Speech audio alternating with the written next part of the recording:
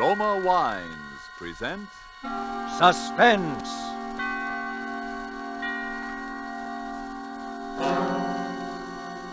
Roma Wines, made in California for enjoyment throughout the world. Salud. Your health, senor. Roma Wines toast the world. The wine for your table is Roma Wine, made in California for enjoyment throughout the world. This is the Man in Black, here to introduce this weekly half hour of Suspense. Tonight from Hollywood, we again bring you Mr. Orson Welles in the second of two consecutive performances starring Mr. Welles as the protagonist of Kurt Siodmak's novel, Donovan's Brain.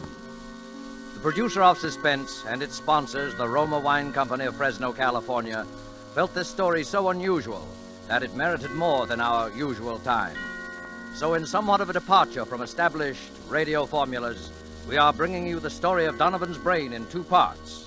Part one you heard last Thursday, and tonight you will hear part two, the completion of Donovan's Brain. But before we raise the curtain on our suspense play, let's for a moment wish ourselves away to Havana, Cuba, seated at a table in the fashionable Hotel de Nacional de Cuba. Near us, a group of Cubans are entertaining an American visitor. Our American has just remarked that in point of great enjoyment, the Cuban rumba is one of America's most delightful imported dances.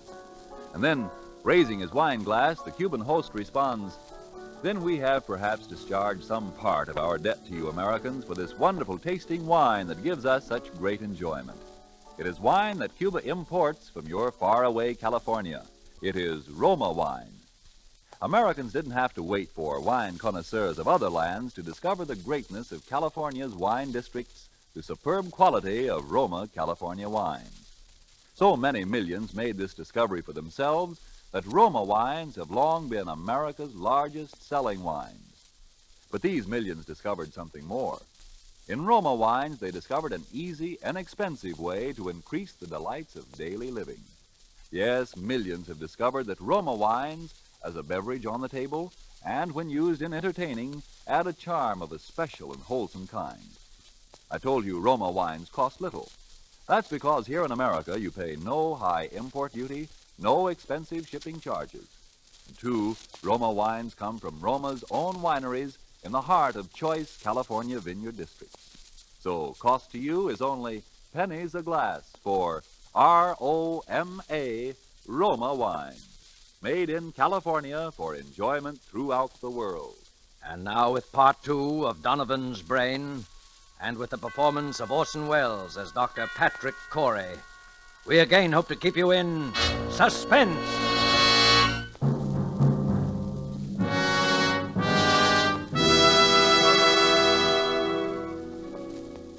As I sit now outside my laboratory door writing, under the heading Experiment 87, this final entry in my casebook, I know that these are the last words I shall ever write upon this earth.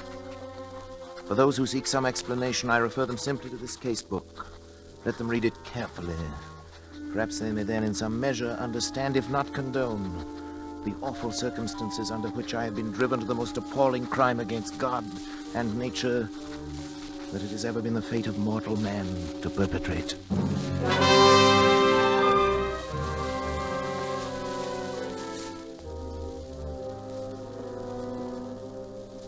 August 24th. It's now 6 weeks, exactly 42 days, since I began the experiment. For 6 weeks, by artificial means alone, I have kept alive a human brain.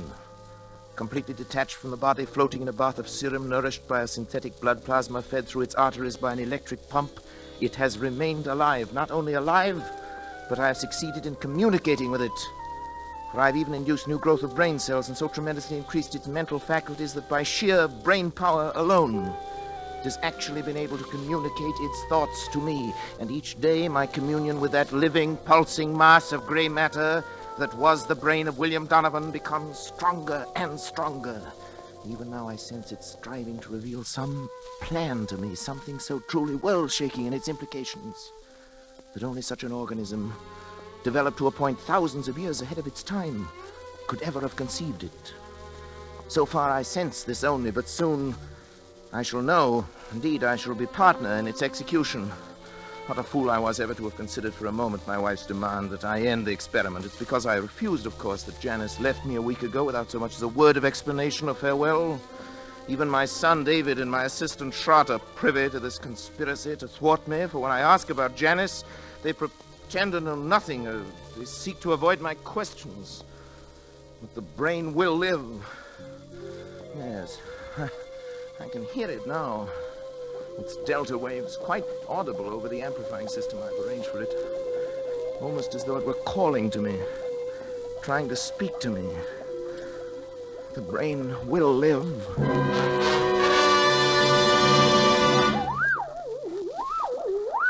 Donovan? What is it? What are you trying to tell me? Go on, Donovan. I'm listening. Go on. Go on. Go.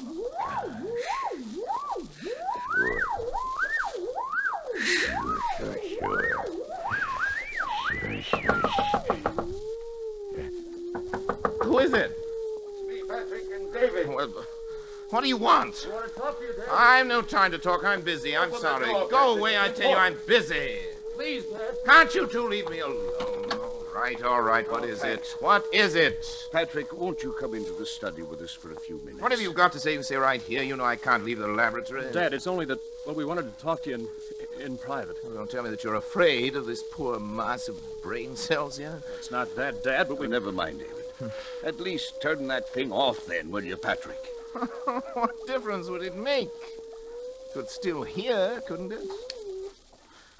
Well, what is it then? Well, it's about Mother. So, she put you up to this, did she? I thought the truth would come out sometime. Dad, listen. She's tried to stop this experiment from the beginning. She thought she could blackmail me into quitting by leaving me, and she still does. And now she's using you as a go-between. Now, it's Patrick, true, isn't it? listen I've a minute, heard won't enough. you? We haven't heard a word from Janice. We don't even know where she is. That's what we've come to talk to you about. Oh, have you? Well, how could I know where she is? Well, because you were the last person seen with her, Dad. I was. Don't you remember, Patrick? You took her into town with you. You wouldn't tell any of us why. Yes, of course, the moment I've forgotten, but what of it? Well, don't you remember what happened then? Of course I remember. She left me, that's all. Where, Dad? Where did she leave you? Well, What were you doing? I don't know. We were in some big public building, City Hall, courthouse, taxis or something. Next thing I knew, she'd simply disappeared. Is that all? Didn't Yes. she say anything? Didn't she at least tell you why she was going? No, I remember what she said. It's been a week or more. I've hardly slept. You know, I've been working night and day. Yes, that's just it, What do Patrick. you mean by that? Patrick, you say this. The brain communicates with you, tells you yes. things about his past life, suggests thoughts. Yes, Well, if the yes. brain can make you think of things, mightn't it also be able to make you forget things? You're out of your mind. Dad, are you sure? Are you sure you don't know what's happened to Mother? No, I tell you, no, I But don't Patrick, know. don't you see what you might have done? What? In heaven's name, stop now while there's still time. Get out of here. While there's still time to help Janice, if there is. While there's still time to help yourself. Shut off the current. Let Get the brain out. die. Kill it, Patrick. Kill it. Get out, both of you. Get out. Get out.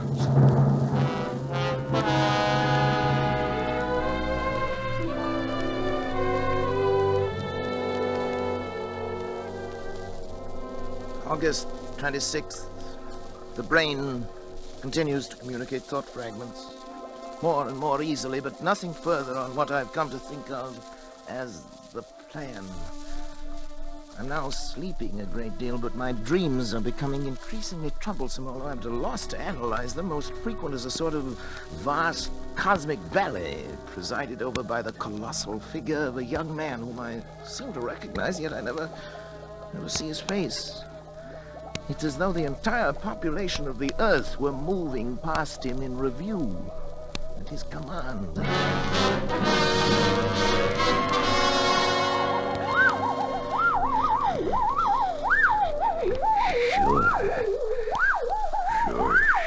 Sure. Now. Do it now. Now. Sure, now. Help me, someone! Help! Shroud! Dad, let go, Dad! David! Had to, Dad. Never mind now. Here, help me with Shroud. He's fainted. No, David, don't let him. It's all right now. Here's a glass of water. What's the matter? You're trembling all over. I You looking at me can't. that way for? You Look, I'm frightened after death. Dad, you... What happened here anyway? I came and found you on the floor with your hands around your own throat. That meant for me. Why's your luggage all packed? I was going to leave. Leave in the middle of the night? Why? Because The fuse box has been opened. It was you, Schrott. You were going to shut off the current.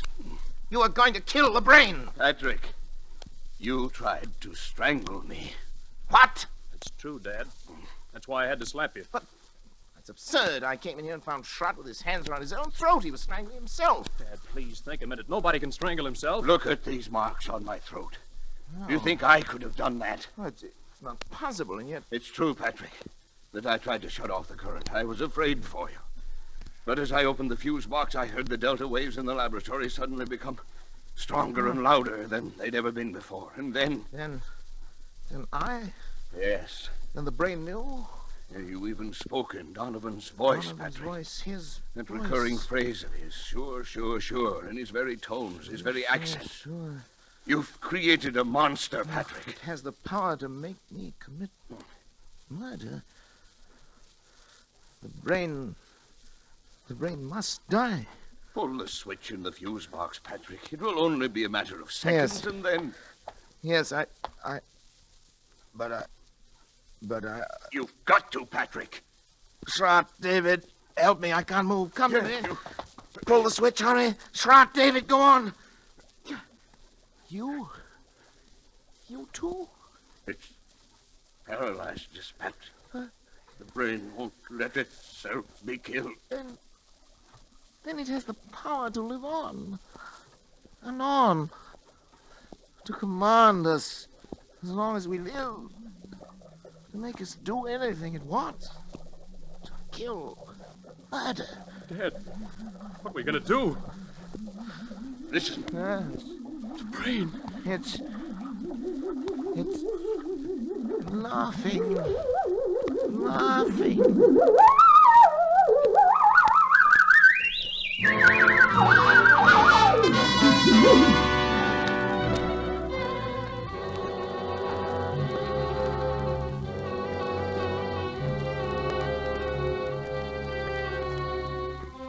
September 7th.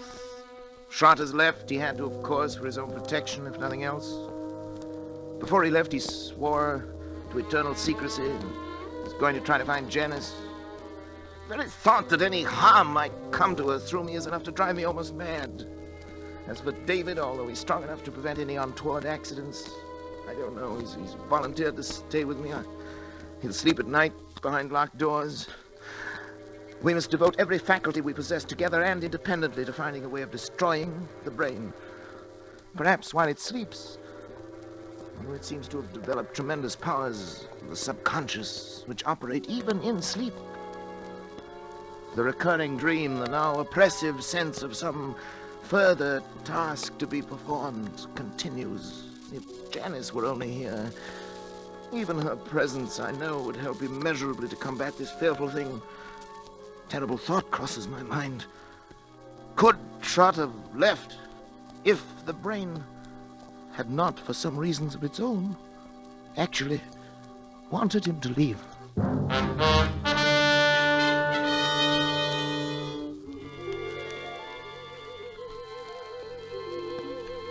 September 10th. My thoughts are less and less my own. The dream of the young giant bestriding the earth, the figure without a face, pursues me now, even in my waking hours. Increasingly, I seem to live in a world of evil fantasy, peopled and controlled by the mind of William Donovan.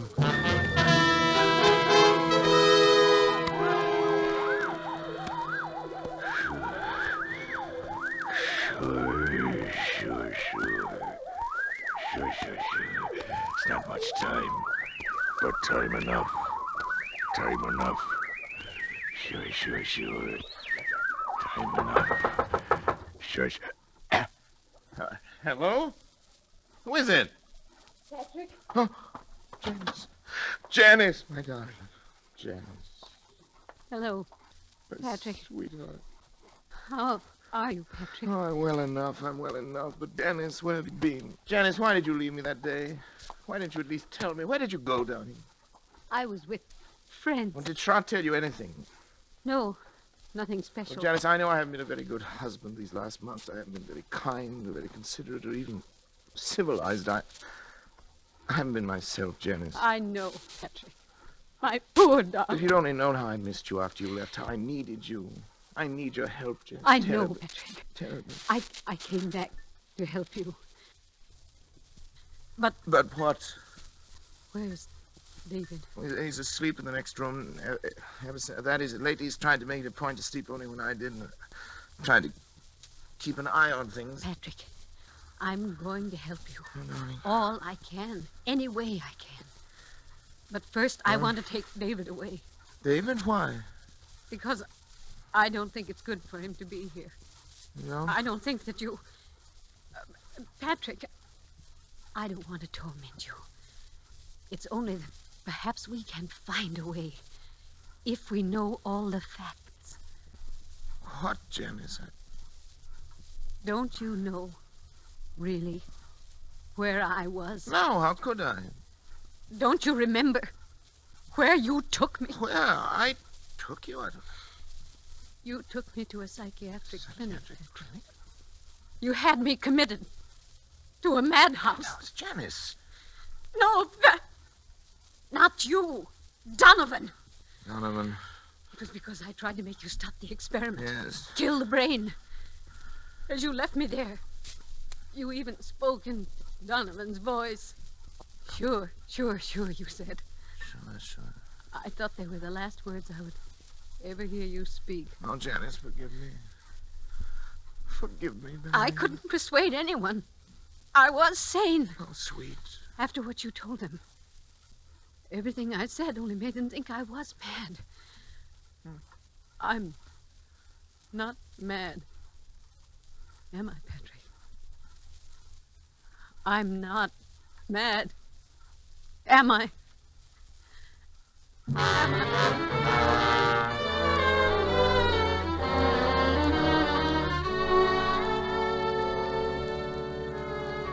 Janice will be gone for some 3 hours. I've sent her into town for Dr. Zanger, the psychiatrist. Maybe he can help, but now suddenly I'm overcome with the thought of the humiliation I shall have to suffer when other medical men become aware of the position I'm in. It'll be the end of my career and my reputation, all my hopes. Folly to think that Zanger would keep it to himself. Indeed, he'd have no right to. I can bear it if I must, but another way, a possibility occurs to me, and I've been thinking it over. There's no harm in trying it in any event. I must try. I have 3 hours.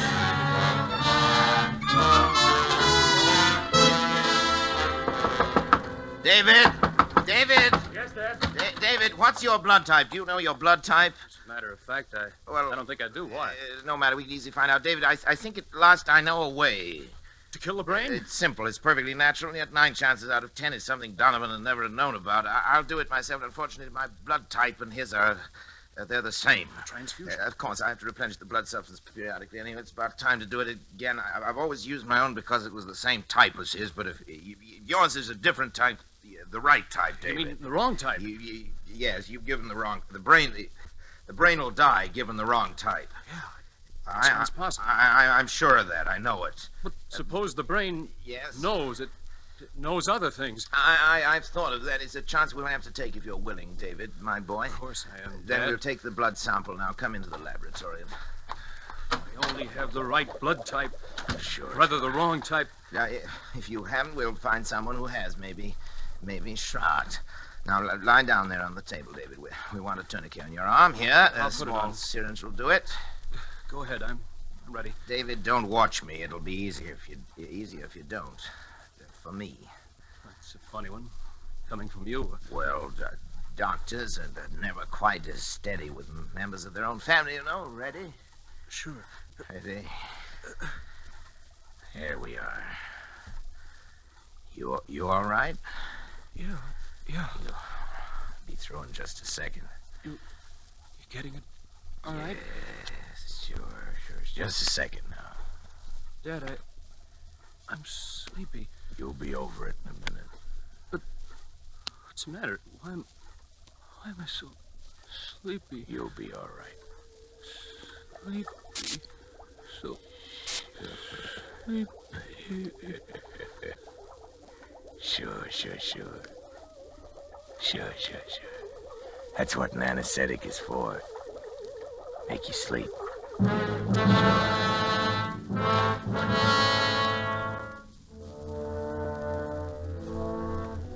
I was somewhat surprised to find the instruments sterilized, already laid out, but I worked more rapidly and skillfully than ever before in my life, I think. I made an incision just below the hairline, laying back the scalp as far as the base of the skull. I trepanned the cranium at 2-centimeter intervals, working back and downwards to the upper edge of the occipital bone. With the Geely saw, I cut through the connecting bone structure and removed the entire top of the cranium, placing it in saline solution to preserve it. I made a semicircular incision in the dura mater, laying it to one side, exposing the brain. As I dissected out the facial, auditory, and pneumogastric nerves to free the medulla oblongata, I became conscious of an insistent clamoring, something like a mounting hysteria in the distant reaches of my mind.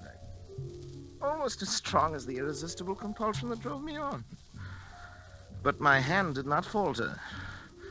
With a sure stroke, I severed the spinal cord just below the first cervical nerve.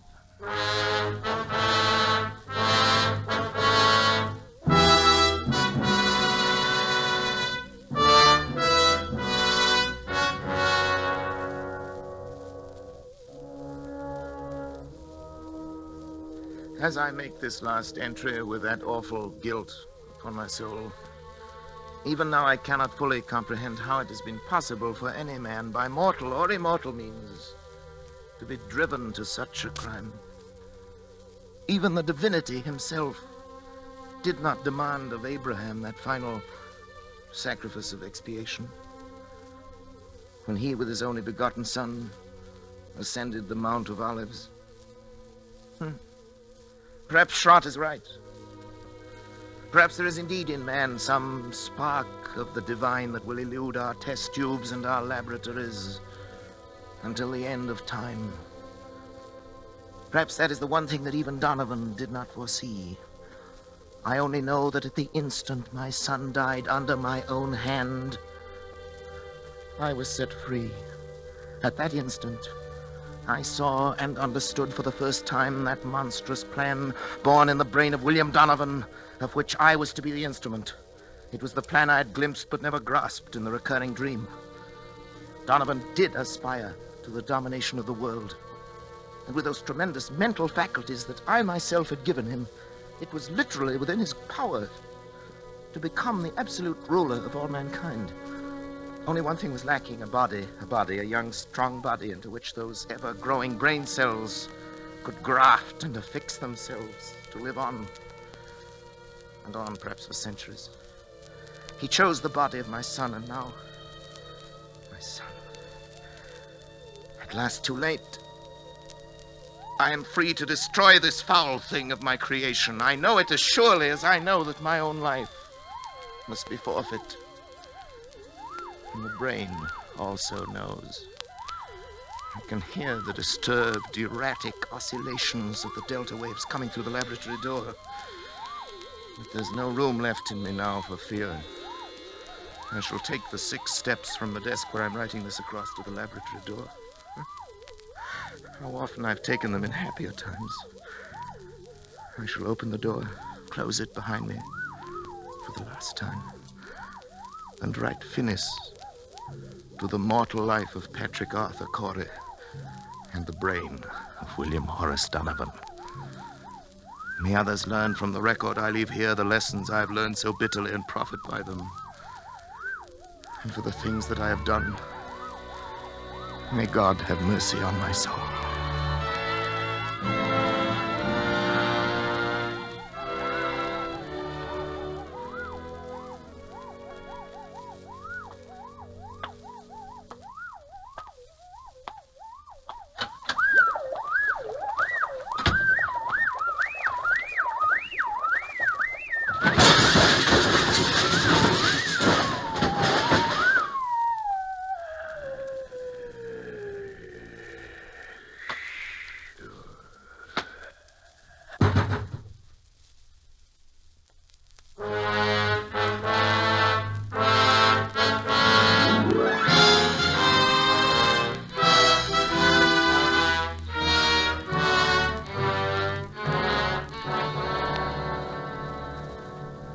Phoenix, Arizona, September the 15th.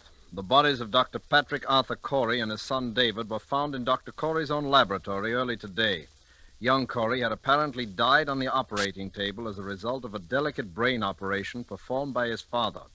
In the case of Dr. Corey, medical authorities gave as their opinion that he might have died of shock as a result of the unsuccessful operation on his son.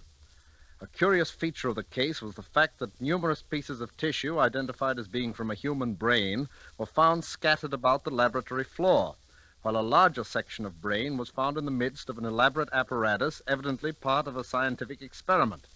Medical authorities stated, however, that they were unable to explain the nature of the apparatus and that the brain itself was in such a state of decomposition as to indicate that it had been dead and slowly decaying for at least 3 months.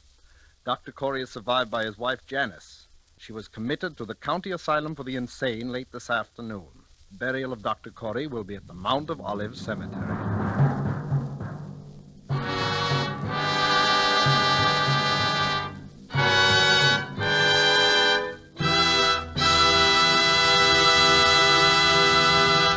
And so closes Donovan's Brain, Part 2, the completion of 2 half-hour presentations of Kutz Yodmak's story, presenting Orson Welles as star of Suspense. Suspense is produced and directed by William Spear. Did you know that these Roma Wine suspense dramas are setting a record for the millions of delighted listeners they are attracting? We want you to feel that by tuning in the Suspense program every week, you can count on real radio enjoyment. Well, in even more dramatic style, the popularity of Roma wines is also record-breaking, because Roma wines are by far America's largest selling wines. Millions make sure of great wine enjoyment simply by asking for Roma wines. Here's something else these millions have discovered. You don't need fancy glassware or a special occasion to enjoy these zestful, taste-delighting Roma California wines. Roma wines possess lip-smacking flavor and zest because they come from Roma Wine's own wineries, right in the heart of the magnificent California wine grape districts. And you can enjoy them as a daily delight because the cost is only pennies a glass. Ask for R-O-M-A, Roma wines, made in California for enjoyment throughout the world. This is Orson Welles. Next week, Mr. William Spear tells me, and he'd like me to pass the information on to you, that Suspense will bring 2 exceptionally fine artists, Miss Ida Lupino and Mr. Vincent Price, in a play by one of radio's outstanding authors, Lucille Fletcher. I want to hear that, and I know you will, too. Money invested in war bonds now helps ensure a healthy, prosperous post-war America, the kind of America we will want for our children as well as ourselves. Don't forget, then, next Thursday you will hear Ida Lupino and Vincent Price in Suspense. Presented by Roma Wines, R-O-M-A, made in California for enjoyment throughout the world. This is CBS, the Columbia Broadcasting System.